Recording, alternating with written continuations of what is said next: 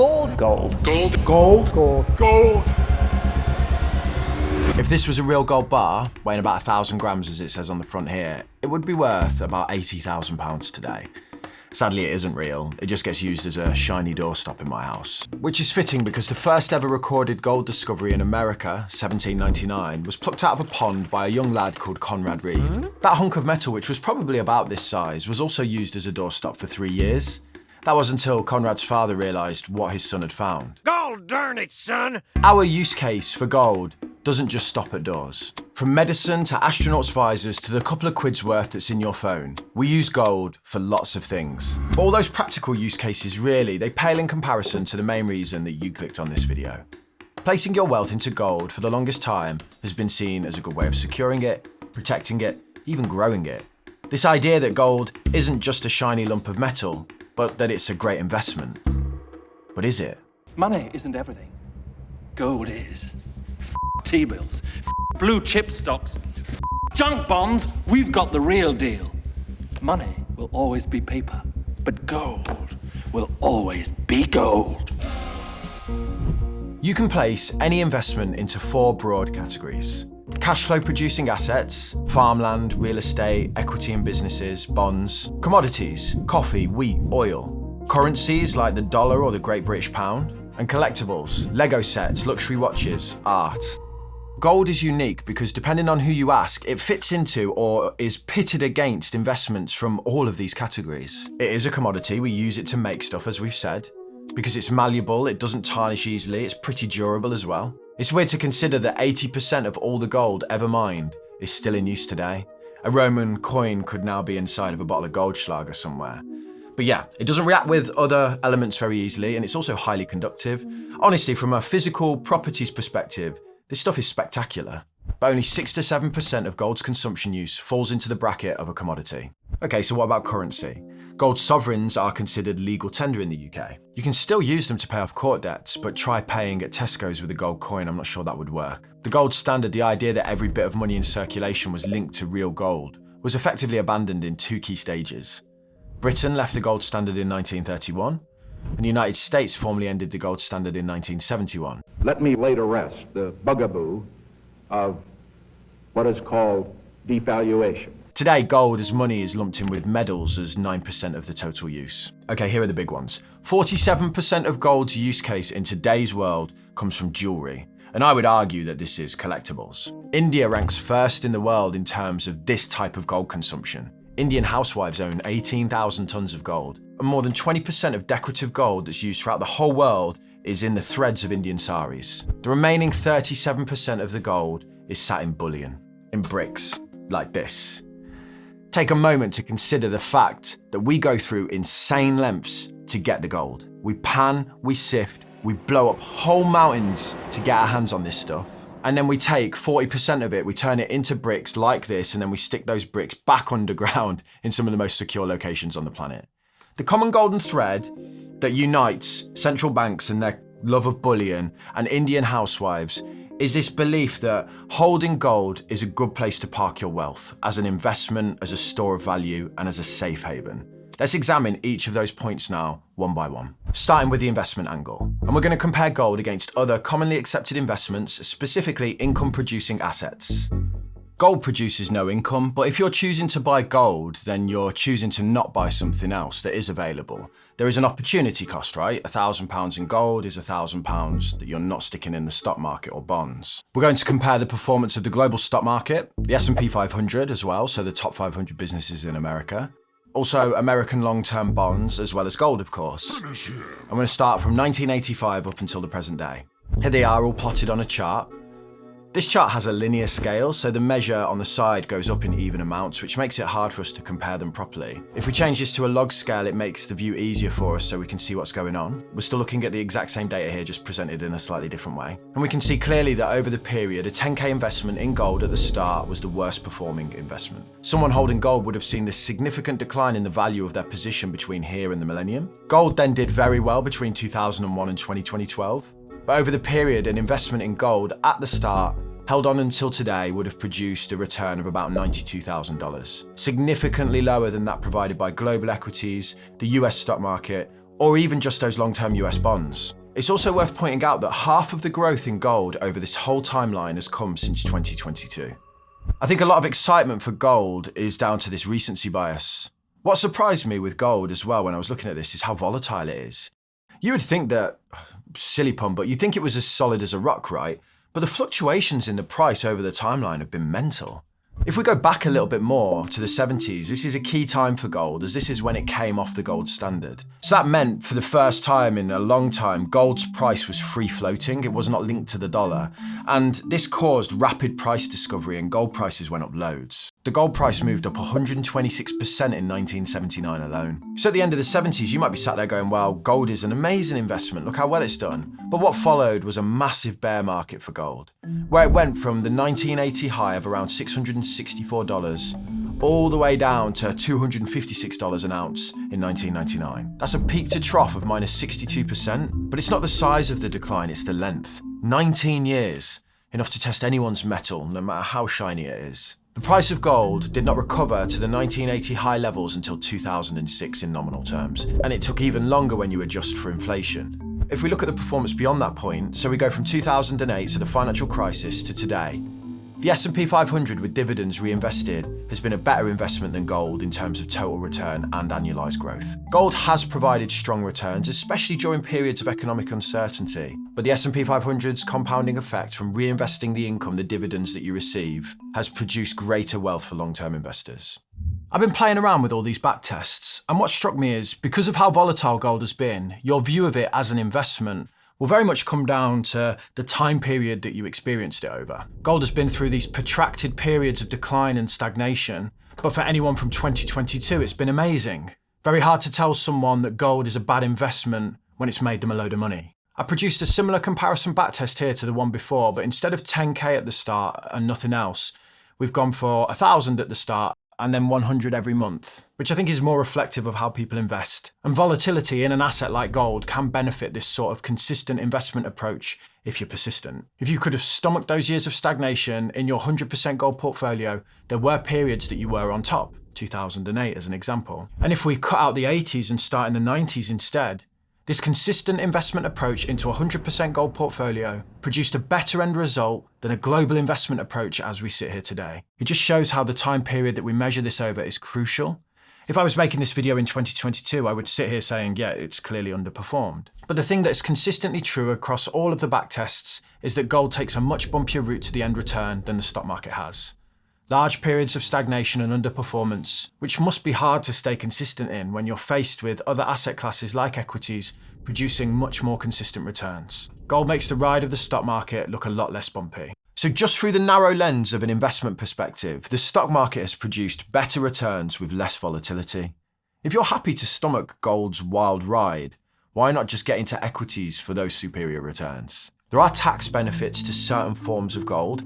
British sovereigns have no capital gains tax because they're technically legal tender. And that is a great benefit, but I can shelter a large amount of equities tax efficiently inside of an ISA or a pension wrapper. So tax efficiency isn't unique to gold. So why do investors choose it then? I think the answer is because of some of the other qualities that gold has. So let's look at the next one, shall we? Gold as a safe haven. It could be ugly, but it won't be ugly for gold and silver. A safe haven is a place of refuge or security, something you can turn to when things get bad. Gold promises two forms of protection. It should perform well when stocks don't, so when the stock market crashes, gold shouldn't, and it should be accessible in times of stress. The Gold Dilemma, one of the papers that formed part of my research for this video, produced this chart showing monthly returns for gold versus the S&P 500. Quadrant 3 on the bottom left here shows months where both the S&P 500 and gold dropped at the same time. Any dot in that quadrant then represents when gold failed as a safe haven. 17% of the results fell into that quadrant. Another study from WisdomTree presents a different perspective on similar data. So they look at quarters instead of months, and they show that gold provided positive returns in 15 of the 20 worst quarters for the S&P 500. What really struck me as I was doing the research for this video was the way that different academics and institutions see the same data and present it in different ways. The Gold Dilemma would argue that 17% failure rate, it means it's not a good safe haven, whereas WisdomTree would point to similar data and say this is a good hedge.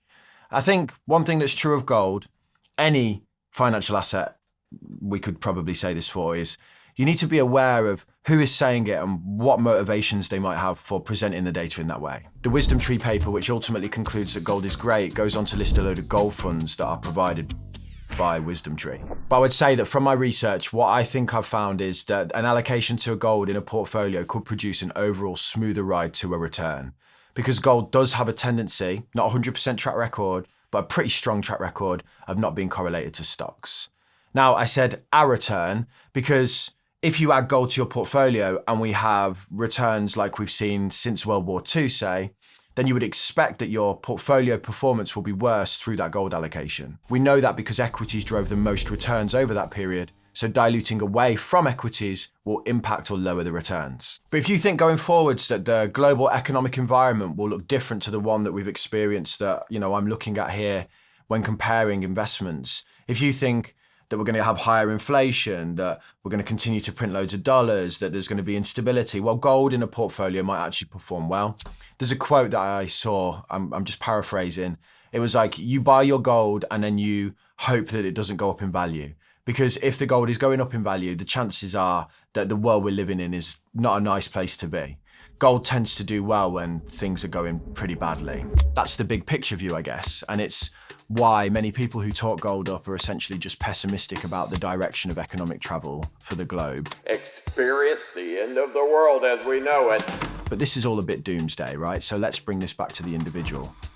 Are there just better safe havens than gold in those moments where, say, the stock market drops? Gold is a prominent safe haven asset, but risky compared to other safe haven assets, such as US government bonds. That's taken from this 2016 paper titled, Why is Gold a Safe Haven? So this was a really interesting paper because the researchers pointed out that gold is shown to be particularly good safe haven during black swan events. So things like 9/11, where the stock market drops really quickly. But why do investors buy an asset that is more volatile and thus more risky than US Treasury bonds? It's a good question, right? When bad things happen, why do people flock to a safe haven asset like gold when there's others that are shown to be less risky and provide income? The paper attributes this flight to gold to psychology rather than financial characteristics. So in times of high stress like black swan events, people panic, and in that panic they make limited decisions based on pre-existing narratives like, gold is good when the stock market is crashing.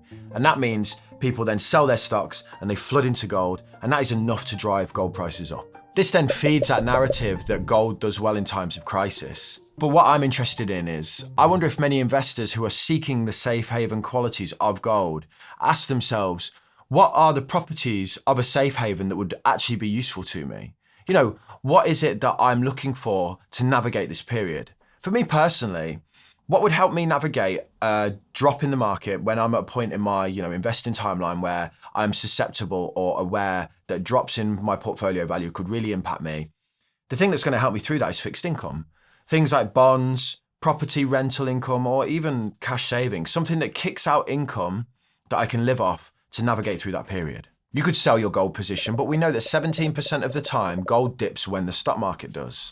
So what happens if it's one of those times? I think from an individual perspective, there are just better safe haven assets to combat market volatility, and those are ones that kick off predictable, regular income. Okay, what about another type of safe haven? We're going to get a little bit more doomsday. What happens if the world ends? The Hoxton Hoard is the largest collection of Roman gold and silver coins discovered in England. It was buried in around 400 AD by a wealthy family seeking to protect their wealth during a time of social upheaval. The fact that a farmer called Eric found it 1,500 years later while looking for a hammer suggests that that family never benefited from that safe haven. Physical gold is heavy and hard to transport around in large quantities. It's one of the reasons we moved to paper money, after all. And yeah, hiding that on yourself, like what are you going to do with it? So its usefulness in times of social upheaval, I'm uncertain about. You might be better with a bag of gemstones instead. I mean, they're easier to park somewhere, aren't they? So yeah, if the world ends or the zombie hordes rise, I'm not sure if a bag of cougarans, or however you say it, would be the most useful thing to have.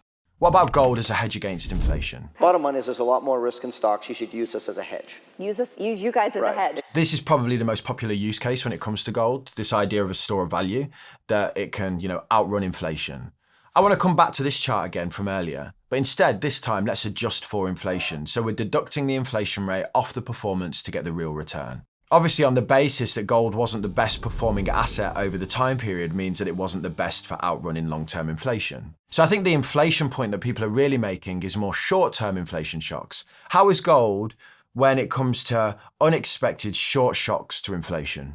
To look at that, we can go back to the Golden Dilemma paper. This chart plots gold price and unexpected levels of inflation. What they found was there's essentially no correlation.